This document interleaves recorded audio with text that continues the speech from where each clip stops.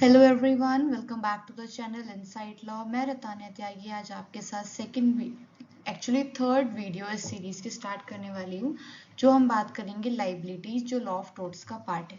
तो हम इंट्रोडक्शन देख चुके हैं, हम जनरल डिफरेंसेस देख चुके हैं इसके क्या आते हैं। अब हम देखते हैं कि इसमें क्या क्या लाइबिलिटीज इंक्लूडेड है। चलो स्टार्ट करते हैं। तो देखो, लाइबिलिटी है क्या? जो टोर्ट में लाइबिलिटी है ना, arises when a person is held responsible for wrongful act that results in danger और इंजरी। तब आप किसी को लाइबल ठहराओगे ना, इसलिए वो उसको आप रिस्पॉन्सिबल बोलोगे कि हाँ, इसने इसकी वजह से ये काम हुआ है मेरा खराब, तो वो लाइबिलिटी है। अब इसका जर्नल रूल क्या है? The individual who causes the harm is liable for the damages. जो लाइबल है वो डैमेजेस देगा आपको, दैट मीन्स कंपनसेशन उसी इंसान से मिलेगा, इसलिए लाइबिलिटीज है। ये तीन इंपॉर्टेंट लाइबिलिटीज है हमारी। पहली vicarious, then strict, then absolute. अब हम इनको आगे डिटेल में पढ़ते हैं। देखो, पहली बात करते हैं वाइकेरियस की। देखो, वाइकेरियस का मतलब सबसे पहले ये समझो, जहाँ पे थर्ड पार्टी इन्वॉल्व है, ठीक है, जिसमें आप थर्ड पार्टी को लाइबल कर सकते हो, दैट इज वाइकेरियस लाइबिलिटी। अब इसकी डेफिनेशन पढ़ते हैं हम। Vicarious liability refers to the responsibility imposed on a party for the action of another due to a specific relationship। ठीक है, अब गलती किसी ने करी है, बट तुम जिम्मेदार किसी और को ठहरा रहे हो। क्यों?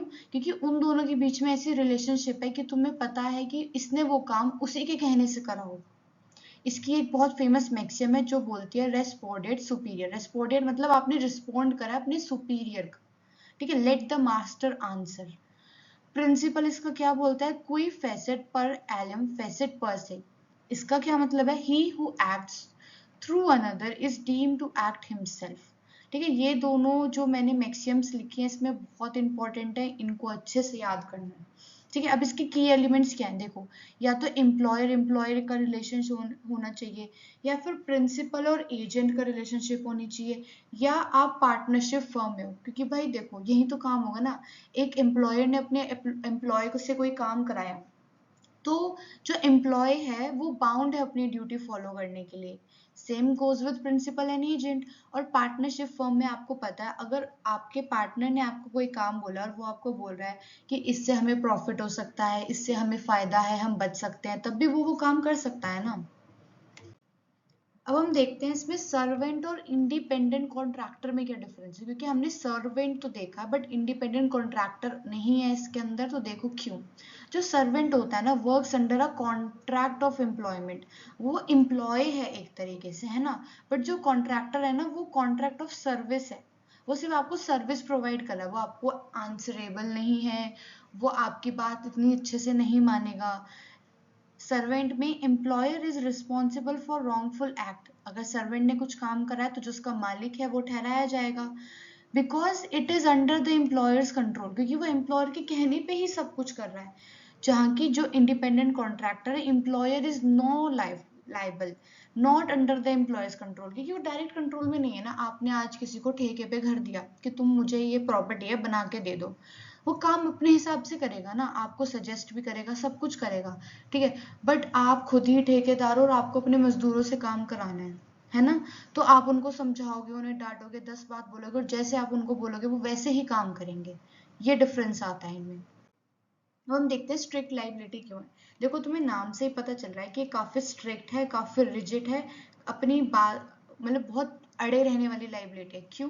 Strict liability holds a person responsible for damages even if there is no negligence और इंटेंट टू हार्म। क्योंकि यहाँ पे आपकी इंटेंशन नहीं थी दूसरे को हार्म पहुंचाने की, बट आपने वहां पे अपनी नेग्लिजेंस से किसी को डैमेजेस तो पहुंचाए हैं, है ना। वहां पे स्ट्रिक्ट लाइबिलिटी काम करेगी। ये कहाँ पे इंट्रोड्यूस हुई थी? ये हुई थी रैलैंड वर्सेस फ्लेचर के केस में। देखो, रैलैंड वर्सेस फ्लेचर में क्या हुआ था, एक फ्लेचर थे जिनको अपना रिसॉल्वर बनाना था, तो उन्होंने किसी को कॉन्ट्रैक्ट पे दिया। अब उसने क्या करा, उसको पता था कि अगर वो वहां से रिसॉल्वर बनाएगा तो भाई पंगा अड़ेगा, ऐसे करना जरूरी नहीं था। उसने फिर भी उसी रास्ते से बना दिया। अब जो वो पानी था ना, वो सारा का सारा फ्लेचर की सॉरी रायलैंड की प्रॉपर्टी में चला गया, ठीक है। तो रायलैंड ने केस कर दिया। और यहाँ पे फ्लेचर बोलते हैं कि मैंने तो कुछ करा ही नहीं है, मुझे तो पता ही नहीं था कि ऐसा कुछ हो जाएगा। तो यहाँ पे तब जो कोर्ट है उन्होंने बोला where the defendant was held liable for damages caused by the escape of water from reservoir despite no negligence। उन्होंने उस पे तब भी फाइन लगाया और फ्लेचर को, रायलैंड को कंपनसेशन देना ही पड़ा। क्यों? क्योंकि यहाँ पे उन्होंने कंडीशंस बताई है तीन कंडीशंस होनी जरूरी है स्ट्रिक्ट लाइबिलिटी के लिए। क्यों? पहली चीज डेंजरस थिंग। देखो कोई ना कोई ऐसी डेंजरस चीज होनी चाहिए, जैसे कहीं आग लग गई, उसका पानी चला गया, पूरी प्रॉपर्टी तबाह हो गई, डेंजरस है ना, तो कुछ ना कुछ डेंजरस होना चाहिए जो उसके लैंड में आया है। दूसरा स्केप। स्केप मतलब आपकी प्रॉपर्टी से उसकी प्रॉपर्टी तक वो चीज जानी चाहिए, तभी वो स्ट्रिक्ट लाइबिलिटी में आएगी। ऐसा नहीं है कि मैंने तो अपनी प्रॉपर्टी में कोई चीज कर रखी है और तुम खुद ही आके वहां पंगे ले रहे हो, तो तब तुम मेरे पे स्ट्रिक्ट लाइबिलिटी नहीं लगा सकते, क्योंकि तब मैं लाइबल नहीं हूँ, वो तुम खुद लाइबल हो अपनी गलती के लिए। नेक्स्ट है non natural use. Non natural use का मतलब ये हो गया कि आपने एक पर्टिकुलर लैंड है, उसका जो नेचुरल यूज होता है आपने वो नहीं करा, आपने कुछ अनोखा ही वहां पे करना चाहा तब। तो ये तीनों कंडीशंस नेसेसरी है, इसके एसेंशियल्स हैं, तब जाके आप स्ट्रिक्ट लाइबिलिटी के अंदर कंपनसेशन ले सकते हैं। अब हम देखते हैं इसमें दो केस लॉज हैं, वो क्या बात करते हैं। पहला है क्रोहर्स्ट वर्सेस एमर्शम ब्यूरियल बोर्ड। ठीक है, देखो इसमें क्या होता है। Defendant was held liable when branches of poisonous trees escaped into neighbouring land and killed cattle. देखो ये ना, एक सोचो, एक इंसान के घर में कोई बहुत पॉइजनस पौधा उग रहा है, प्लांट उग रहा है, वो उगते उगते ना दीवारों से उस तरफ चला गया पड़ोसी के घर। अब पड़ोसी की समझ लो कोई भैंस है, बकरी है, कुछ भी है, उसने उसको खा लिया और वो मर गई।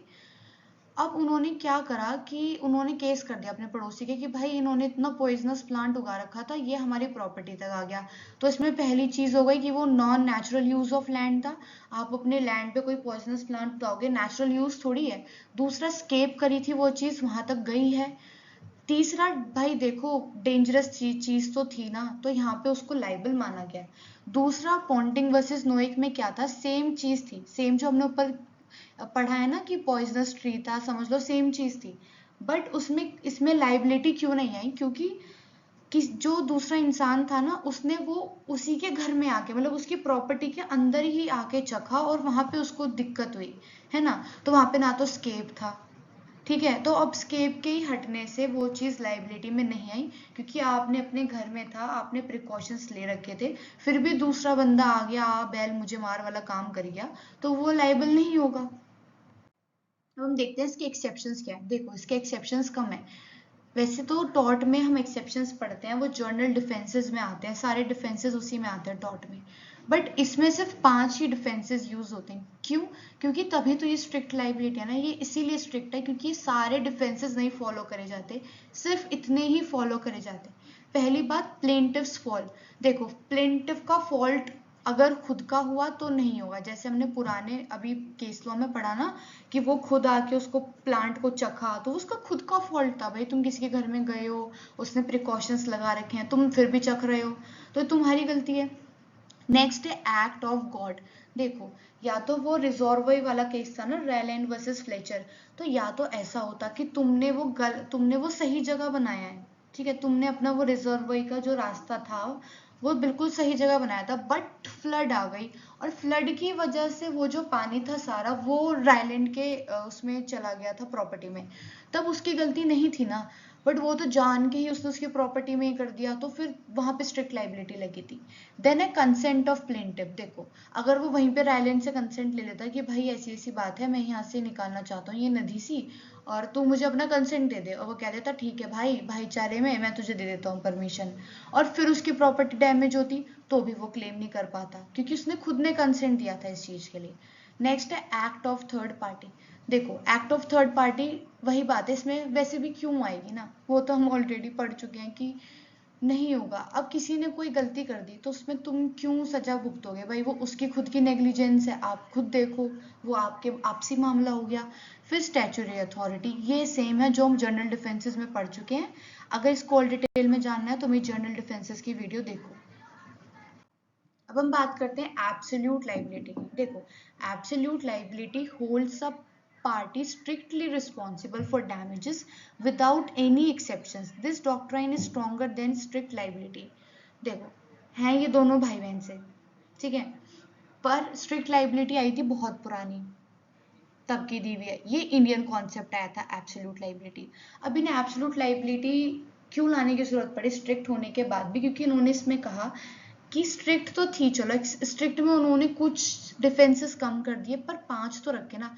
एब्सोल्यूट में भैया इन्होंने मना ही कर दिया कि आप कोई डिफेंस ही नहीं ले सकते, आपने गलती करी है तो कंपनसेशन भरो, ये इसीलिए इन्होंने दिया। ठीक है, इसमें बात करते हैं MC Mehta versus union of India. अब तुम देखोगे ना अगर, तो MC Mehta versus union of India के बहुत सारे केसेस हैं, बट ये जो केस है ना वो है ओलियम गैस लीक केस। इसमें सुप्रीम कोर्ट ने इंट्रोड्यूस करी थी एब्सोल्यूट लायबिलिटी, जो कि हजार्डस इंडस्ट्रीज के केसेस में यूज होगी। ठीक है, no defences like act of God और third party actions are allowed. तुम इसमें कोई भी डिफेंस ले ही नहीं सकते हो, तुम्हारी खुद की इतनी बड़ी नेग्लिजेंस है। एप्लीकेशन क्या है, applies to enterprises engaged in dangerous activities for commercial gain. आपने अपने प्रॉफिट के लिए किसी और को नुकसान पहुंचा दिया तो आपको एक्सेप्शन क्यों देंगे भाई। यहाँ तो तुम्हारी इंटेंशन भी अच्छी खासी आ रखी है, तुम्हें सब कुछ पता है, तुम तब भी चाह रहे हो कि दूसरे आदमी को ठेस पहुंचे। अब देखो इसकी की एलिमेंट्स क्या है, इन्होंने जजमेंट में 2 की एलिमेंट्स दिए थे। पहली बात, the enterprise carrying on such hazardous and inherently dangerous activity for private property has a social obligation to compensate those suffering from that place and it should observe such laws and in term of overheads. ठीक है, आपने खुद के फायदे के लिए किसी और को ठेस अगर पहुंचाई है, कोई हजार्डियस या कोई भी बुरा भयंकर काम कर दिया है, डेंजरस एक्टिविटी भी कर रहे हो अगर तुम, तो तुम लाइबल हो भाई, उनको कंपनसेशन दोगे, ये तुम्हारी सोशल ऑब्लिगेशन है वो बोलते हैं, है ना। अगर कोई इंसान तुम्हारी उस प्लेस की वजह से, क्योंकि मेनली ना ये फैक्ट्रीज या इंटरप्राइजेस के लिए यूज होता है, यही बात इसका सेकंड पॉइंट बोलता है, the enterprises alone has the resource to discover and guard against such hazards and dangers. कहीं भी इंटरप्राइज फॉर एग्जांपल फैक्ट्रीज बन रही हैं, है ना, तो ज्यादातर ये फैक्ट्रीज से रिलेटेड ही काम करता है एब्सोल्यूट लायबिलिटी का केस। तो इनको इसकी जरूरत ही इसलिए पड़ी थी क्योंकि ये इंडिविजुअल की, स्ट्रिक्ट लायबिलिटी सिर्फ इंडिविजुअल की बात करता था, बट ये इंटरप्राइजेस की बात कर रहे हैं कि भाई यहाँ पे तुम अपना बिजनेस चला रहे हो तो तुम्हें जनता की भलाई भी देखनी पड़ेगी, इसलिए इन्होंने यहाँ सारे एक्सेप्शंस भी हटा दिए। Okay, got my point. अब हम देखते हैं इसमें 2 केस लॉ है, Bhopal gas tragedy and then Read versus Lyons. देखो भोपाल गैस ट्रेजेडी बहुत इंपॉर्टेंट केस लॉ है। आफ्टर द कैस्टोरिका gas case the concept of absolute liability was applied to ensure compensation for the victims without allowing any defence.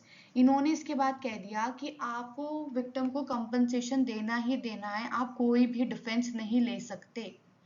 ठीक है, इन्होंने इसको strict liability से भी ज्यादा स्ट्रिक्ट कर दिया है।